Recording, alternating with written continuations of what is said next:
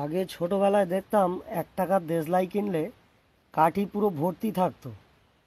আর এখন 1 টাকার দেশলাই অর্ধেক কাঠি থাকে, মানে হাফ বাক্স পুরো ফাঁকা। 10 বাক্স দেশলাই কিনে 4টে থেকে নিয়ে ছোটবেলায় যেরকম দেখতাম সেই রকমভাবে ভরাট করে নিয়ে দেখা যাচ্ছে 4টের কাঠি পুরো ফাঁকা হয়ে যাবে আর 6টা ভর্তি হবে। মানে দেশলাই কোম্পানি কত চালাক যে কোয়ান্টিটি কমিয়ে দিয়েছে ভিতরে, উপরে সাইজ একই রেখেছে আর দাম একই রেখেছে।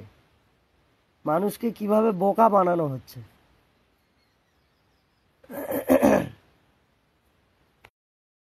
দিস ইজ বিজনেস, জাগো গ্রাহক জাগো। মানে 10 বাক্স দেশলাই কিনলে তুমি 4 টাকা লস করছো, আর 10 বাক্স দেশলাই বেচলে ওদের 4 টাকা লাভ হচ্ছে।